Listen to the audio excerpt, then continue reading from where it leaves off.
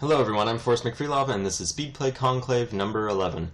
We left off with Realm Peace just ending, so we go ahead and declare war for 3 counties against 3 various just random vassal groups, all just in the southwest of Spain, so we can hopefully just bring our armies, we raise everybody together as there aren't very many mercenaries available, and we'll just clump them all up into 2 clumps and just rove through destroying all of their armies and then laying siege to their provinces. I think our forces are large enough that we'll be able to just siege out everyone's holdings, except all of a sudden we only have 3 months until Realm Peace begins anew, which is horrifically tedious. So we rush forward a bit, win the battles, or at least fight the battles, and they are going all fairly in our favor. We have around 2-to-1 numerical advantages in each of the battles, so that we do win them. However, we need to find a way to get this Realm Peace to not fire. We have 1 month to do it. We attempt to buy a favor, but we just can't. We send a gift first, but he just won't accept it anyway. And it looks as though we can't even offer him a donation or anything. There aren't really any marriages we can give. So, with just this awful brutality, we lose. Realm Peace is enacted, and we're just kind of trapped back where we were, which is just kind of terrible. We'd waited 60 months, went and fought in sub-Saharan Africa, waiting for this opportunity, and now it's been taken from us again. So that's a bit annoying. We look for heretics, because I figure we may as well just embrace heresy at this point. So we do invite a heretic to court. They're 70 years old, but they are a very interesting heresy that allows great holy wars and things like that. So that would be a very productive heresy to join into. We can't go back into sub-Saharan Africa as we still have truces and it's just a mess. We do go ahead and join a plot to increase council power. It's now up to 340% of liege strength. All of a sudden there are all sorts of holy orders for the Catholics, which means that the Pope has just made it possible for holy wars and jihads and other things, and immediately they launch a crusade for Aquitaine, the part of France that our Umayyad Emperor had charged into. Now, we're not actually going to help in that, because I'm pretty upset that we were forced to stop invading all of these peoples. So we're going to just ignore that and anything that comes of it. We also, for whatever reason, aren't able to start factions. I believe that's because we were threatened out of them earlier on. We can just join everyone's faction, so we do go ahead to join this prince for the Umayyad Empire, and we go ahead and arrange some marriages with him. That way, if he does get on the throne, we'll have a huge boost to relations with the guy.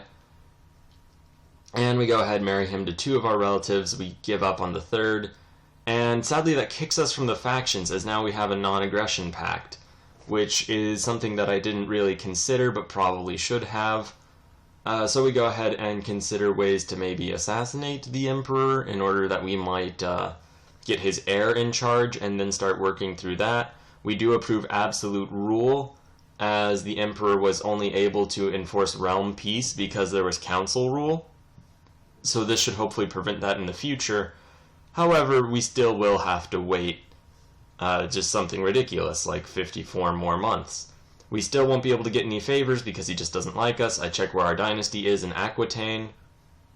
And at this point, we are just going around trying to refit our council and really just waiting for an opportunity to really do anything. We can't really go into sub-Saharan Africa.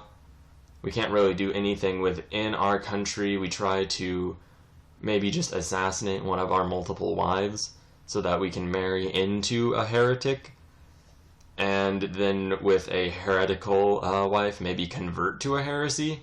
So we do attempt to do that. We also start giving gifts and whatnot to various council members so they won't be discontent. You'll notice massive armies are just rolling into the countryside. We're just going to let that happen. There's not really anything we can do about that. We could raise all of our forces, but I really don't want to. We do convert a province to Sunni, and there is a revolt. Interestingly enough, it's the revolt to put that claimant onto the throne. We go ahead and solidify that we're discontent, And yeah, that's generally the plan. We do move forward with that. We check the laws. We can't change any laws for a while now. And we are still searching for various heretics or heathens or something, some way for us to convert, but we aren't seeing that in any of our intrigue tabs. So it's possible that that won't actually be something we can do. We lose the siege of Granada, and there's an anti-pope.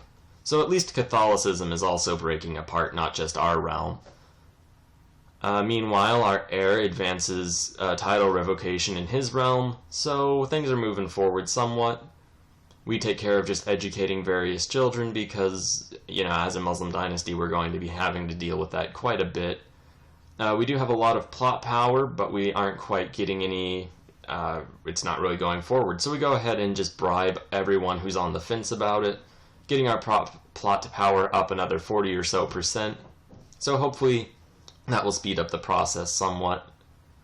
We do end up just divorcing someone, as we do have over 3,000 gold, or at least we did. So now we go ahead and arrange a marriage and get that all set up. Sadly, we did not get the option to convert, so I realize I'll probably have to look up methods of conversion. I was hoping to just sort of stumble onto one of them. We fail our plot to kill our wife, so we go ahead and just cancel that ambition entirely, as they have a lot of stewardship, and we really don't want to get rid of that. That all being said and considered, we try to invite some other pagans or just heathens to court. It doesn't really work. No one seems to want to join. We do have some Catholics in the region, and if we search everything, it's just a massive morass of different religions that we probably can't interact with. So we just kind of ignore that. However, I realize we can declare war on the Emperor all of a sudden. Now that's interesting, as we weren't able to a moment ago. We do join the faction once again, and really quickly pick a focus for that kid. I decide we're going to just start our own faction, though. We're going to overthrow the Badshah, or Emperor. Now, we have 279% strength that he does, so we're going to just go ahead and force his abdication. However, we lost the Siege of Granada, so we're going to have to just first raise some mercenaries, and then we may as well just raise up local forces around it, as we don't really have very many mercenaries. Luckily, we managed to get there a day before our Liege's army, so we're just going to assault the holding with all those forces and demand his abdication. And there we go. All of a sudden we get a slew of pop-ups, and that really can only mean one thing. And that's basically we've lost all of our council members, which is kind of interesting, but you'll notice we are now the Emperor of Hispania. So rather than risk civil war and tearing the realm apart, he's decided to give in to our demand and abdicate the throne.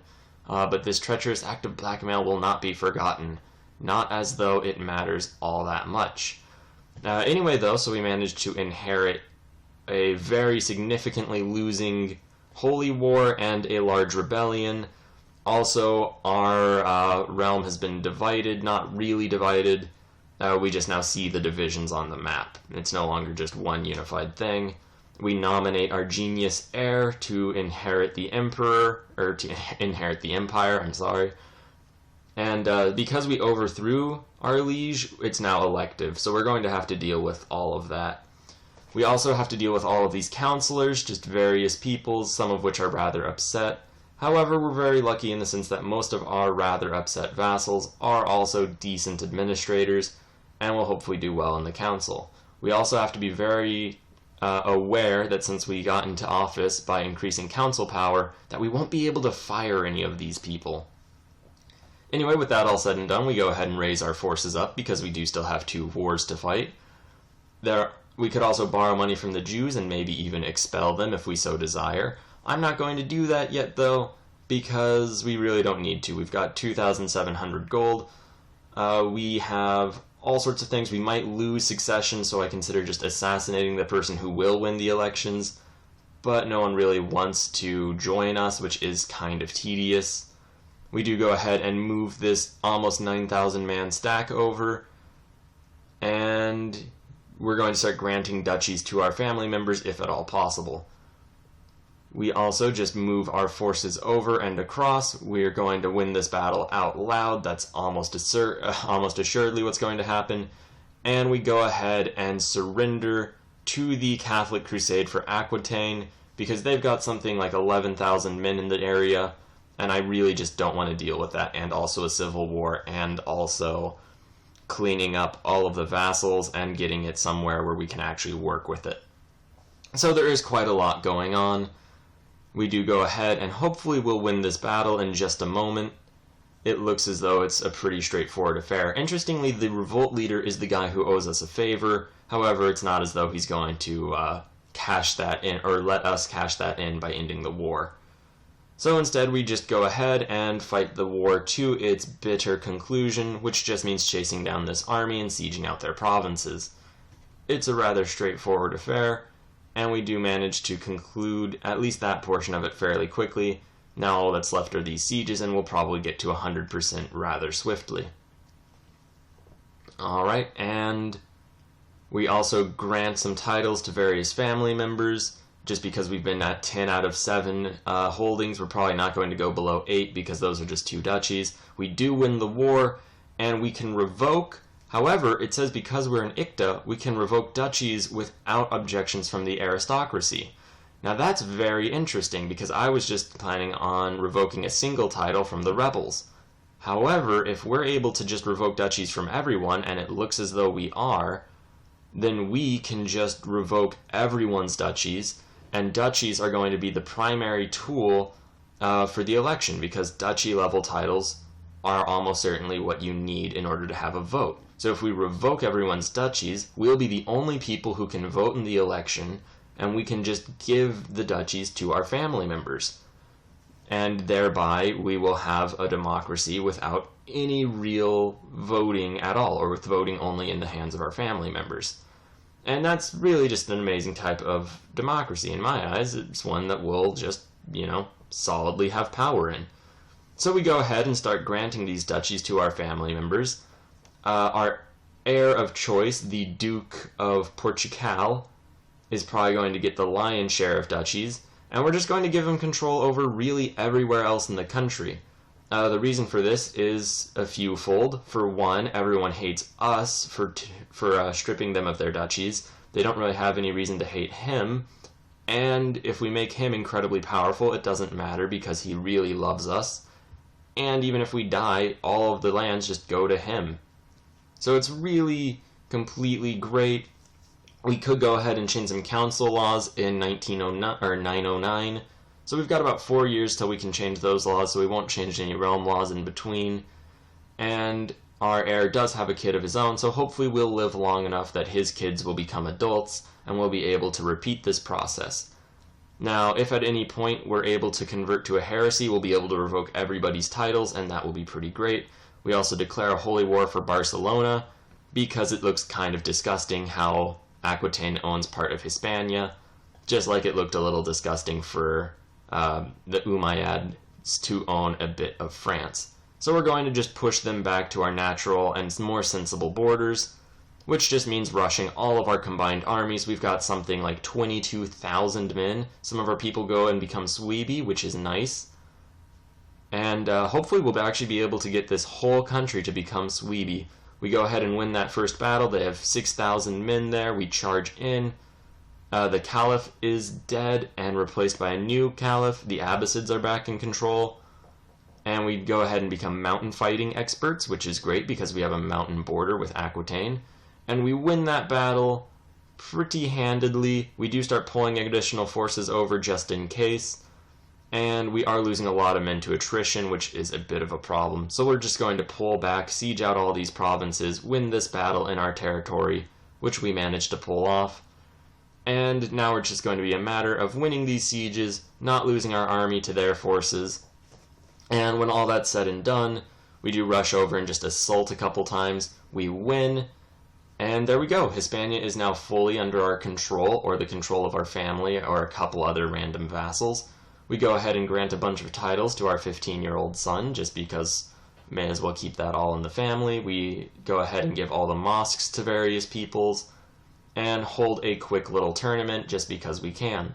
And we lose 5, decadence for doing so, although we had 0 anyway. And just like that, we go ahead, everyone gets wounded, as is just what happens during these tournament type things. And we've done it, though. We have become an empire. We have overthrown the Umayyads. We are now in control of our own realm, our own part of the world. Thank you very much for watching. Here you see we have 7,000 score just from this leader alone, who's ruled for 33 years and become an emperor.